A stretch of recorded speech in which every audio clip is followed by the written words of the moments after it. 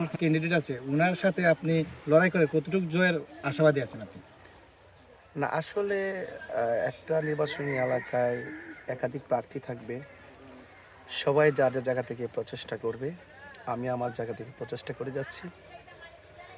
তবে এতটুকু বলতে পারি, অসংখ্য অগণিত আমার সমর্থনকারী যারা আছেন স্বতঃস্ফূর্তভাবে ভালোবাসা নিয়ে মাঠে কাজ করছেন। আল্লাহ পাকের পরিকল্পনা অনুযায়ী যা লিখে রেখেছেন সেই সিদ্ধান্ত আসমান থেকে হবে। মান যার দেওয়া দাদা যে চেষ্টা করে সে পায়।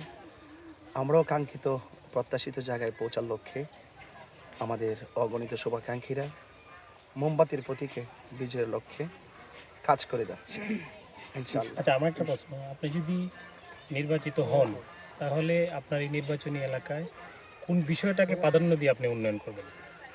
আমি এখানে ৩টা বিষয়কে প্রাধান্য দিব। ১ নম্বর শিক্ষা, ২ নম্বর স্বাস্থ্য, ৩ নম্বর উন্নয়ন।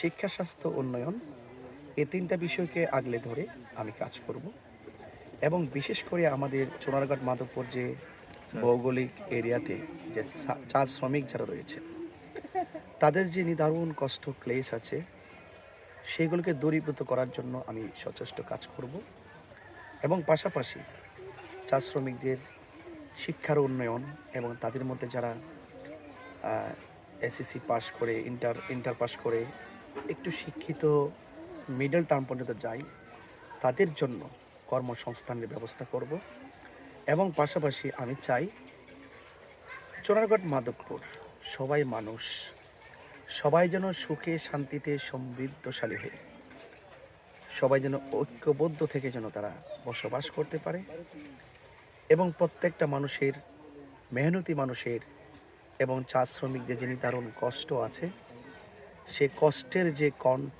কণ্ঠের আওয়াজ আছে সেই কণ্ঠের আওয়াজকে হৃদয়ে ধারণ করে মেহনতি মানুষ চা শ্রমিকদের কণ্ঠে আমি তাদের কষ্টের আওয়াজটুকুন রাষ্ট্রতন্ত্রে গুরুত্বপূর্ণ জায়গায় পৌঁছিয়ে প্রত্যেকটি মেহনতি মানুষের কষ্ট দূর করার জন্য আমি সর্বাগ্রে চেষ্টা করব যদি আল্লাহ আমাকে সেই সুযোগ দান করে।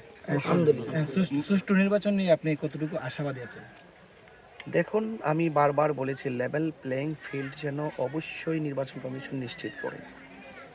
যদি লেভেল প্লেইং ফিল্ড যদি নিশ্চিত না থাকে তাহলে জনগণের যে নির্বাচনের যে আকাঙ্ক্ষা সেই আকাঙ্ক্ষার যে রোড ম্যাপ আছে সেই রোড ম্যাপ ব্যাহত হবে। তো আমি আশা করব অত্যন্ত সুষ্ঠু নিরপেক্ষ অবাধ সবার অংশগ্রহণে একে প্রাণবন্ত স্বতঃস্ফূর্ত নির্বাচন অনুষ্ঠিত হবে। অবশ্যই যেন সেখানে কোনো আধিপত্য কিংবা হুমকি কোনো ধরনের কোনো প্রার্থীর প্রচারণার ক্ষেত্রে কেউ যেন কোনো প্রতিবন্ধকতা সৃষ্টি না করে সেটার দিকে নির্বাচন কমিশন এবং রাষ্ট্রপক্ষকে নজর রাখার জন্য আমি বিশেষভাবে আহ্বান করছি। আপনার মাজার জিয়ারত করাকালীন কোনো বাধা আপত্তি আসছে কিনা?